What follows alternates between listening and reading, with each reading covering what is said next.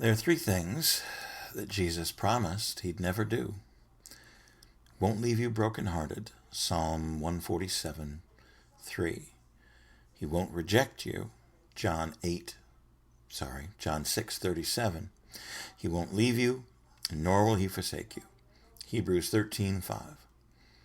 In other words, he's never going to give you up, never going to let you down, never going to run around and desert you. Hi, welcome to my little Hannibal world. I took a couple of days and did some work on some new material, just on a creative binge for a moment or two, and thought about what I'd like to do this week. And I think that this week I'd like to read to you. And of course, I'm open to your feedback. Anything you'd like to say or leave in my comments will be taken seriously, as long as you give me a serious query or response. You'll get a serious answer in return. But I wanted to read to you from this book right here. Yep, this is my book right here. This is Across the Table, written by me. Available now on Amazon. There'll be a link in the comments below. This is a collection of stories from times that I spent on the road. It's not a very big book. It's not but there's some impact in it. There's some things that are very close to my heart that I put into it, and I thought it would be fun to read to you. This is a chapter early in the beginning called "The Guts of the Matter." Probably one of the shortest in there, just to give you an idea of my writing style and the things the book is about. And I'll read more as the week goes on, as long as it's okay with you. The guts of the matter. Deep. You know what I ought to do? I'm sorry. Before we begin, we're all just playing casual here. We're being and keeping it real. And keeping it real means,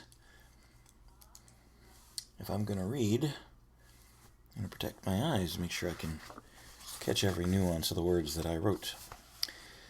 The guts of the matter. Deep inside, all folded up, where real magic begins, is your signature and hers. Maybe. It's part of a show script from my act.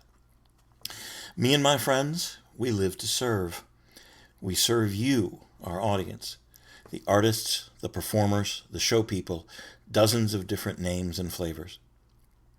We will perform sick and loaded up on medication.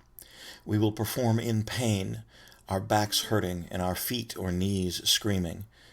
I know personally that several of us have taken the stage with kidney stones in full press, barely able to stand upright just beyond the curtain, but in full arrogance, pomp, and swagger under the lights, our smiles wide and our voices booming for all we are worth. Even then, the little voice in the back of our minds is saying, "You're going to pay for this." We play with our hearts broken. We have taken the stage mere moments after a loved one has said something cruel, or even said goodbye. I got the call about one of my parents 15 minutes before a curtain went up, and the house was full. I fought with myself and I debated with myself as to what I would do, but in the end, I went on and I delivered, because that is what I was born to do. I took it to the stage, and I left it there. When asked to choose, I chose the art, even though I lost almost everything else. We go on and we do our jobs. We strive to be better, to reach for excellence, not perfection. Perfection is a lie. It is a lie that is lethal to real art. We were made in such a way that we cannot do anything else and be true. I do this for you, and I do this for the art.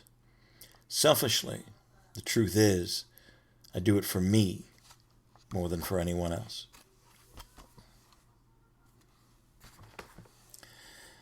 I do what I do.